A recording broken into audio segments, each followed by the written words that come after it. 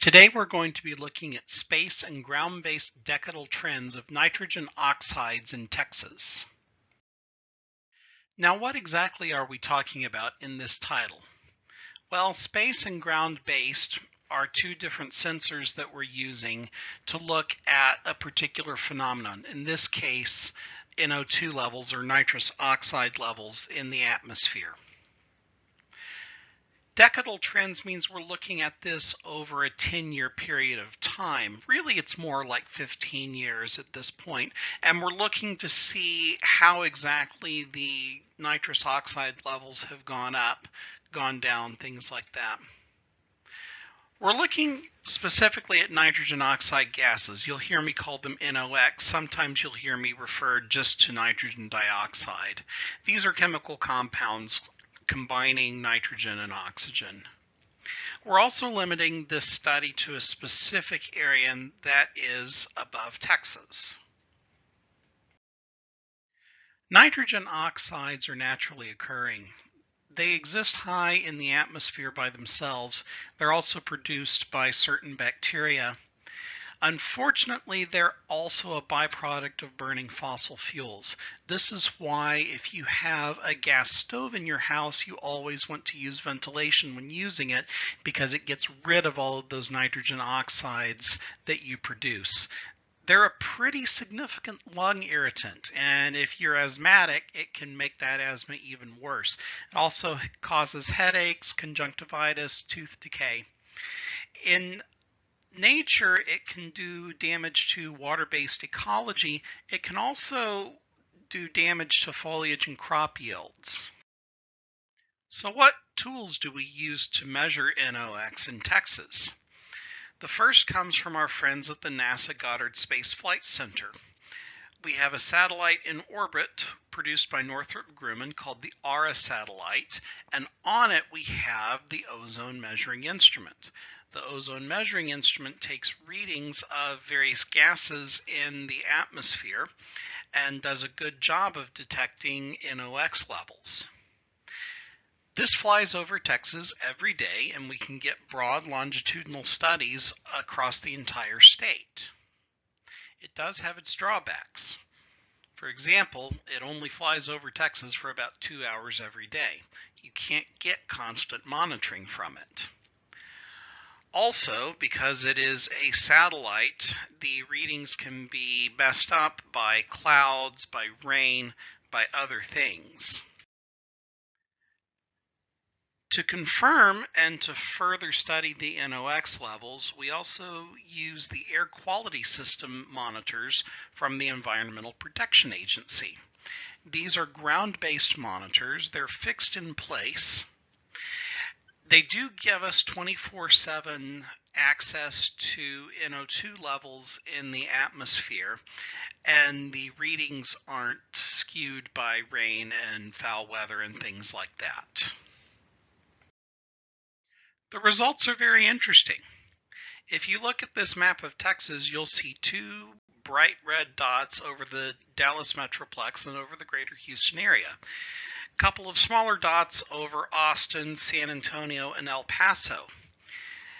Now, as you look from year to year, those dots, by and large, disappear, especially the ones over San Antonio, El Paso, the middle part of Texas.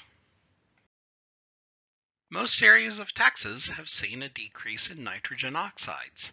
This is significant, and it tells us that by and large, the air is getting cleaner in Texas. This slide shows two maps. Take a look first at the map on the left, titled Spatial Trend in NO2. This shows the net increase or decrease in nitrogen dioxide levels from 2005 to 2019. You'll notice that most of the major metropolitan areas have seen pretty big decreases in NO2 levels. The map on the right is a little bit more complicated. It's a p-value map. Essentially what this means is that any area in blue has a statistically significant increase or decrease in NO2 levels. What significance means in statistics is that the changes happened by some kind of acting force rather than by chance. Interestingly, we have one area that saw an increase in NO2 levels. That's at the Permian Basin. Throughout time, the nitrogen dioxide levels in this area have shrunk and then increased again. This correlates very strongly with the amount of oil production that has gone on in the Permian Basin over the past decade and a half.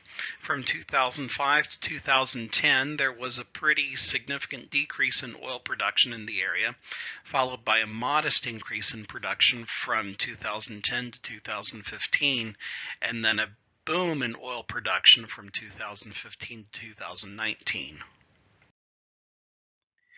All of this was confirmed by the EPA ground monitoring system, except for one interesting case, and that's in Travis County. What makes this interesting is that if you look at the map, the satellite image actually shows a decrease in nitrogen dioxide levels over Austin, over the Travis County levels. This could be explained by a couple of different things. Perhaps the EPA monitoring equipment is by a major highway or by a major manufacturing plant. Future research would want to study why there's a difference in between the ground monitoring system and the satellite monitoring system. The biggest conclusion of this study is that most areas of Texas are showing significant decreases of NOx levels over the past 15 years. Not all of them are, of course, but that's an area for future study. We're seeing companies take steps to reduce NOx and reduce the level of pollution emittance in the atmosphere. We're also seeing more Texans drive fuel-efficient cars, and we're seeing even the larger cars become more fuel-efficient in general. But wait, there's more. 2020 has been an interesting year for Texas in that we have been rocked by the coronavirus. This has caused some interesting effects in the NO2 levels throughout the state. If you look at this map, this is looking at March to April of 2019 and comparing it to March to April of 2020. There are some very large portions of Texas which have seen huge decreases in the NO2 levels in the area. This is caused from the lack of cars that are on the highway. This leads to another conclusion. Removing cars from the roads leads to a drastic decrease in NOx levels. So what's next? Science really doesn't sit still very well. You look at your data, you look at your conclusions, and you figure out what the next logical steps are for study. In this case, one of the biggest questions that remains unanswered is where are the strongest correlations? Do we get bigger NOx level drops whenever we drive less? Do we get bigger NOx level drops whenever factories install technologies to reduce emissions? This is one area that would be very helpful for society to clean up our air. Another big question that should be answered is why is there a difference in between the satellite and the ground-based level readings in Travis County? Finally, what do we do with this? Science isn't really designed for politics, but can we as a society improve ourselves in order to clean up our air? Credit must be given where credit is due. Two agencies which has been instrumental to this research are the NASA Goddard Space Flight Center and the United States Environmental Protection Agency. Both of these entities give out their data very easily to scientists and make all of the readings that they have accessible to the general public. Without these readings, a lot of this research would not have been possible.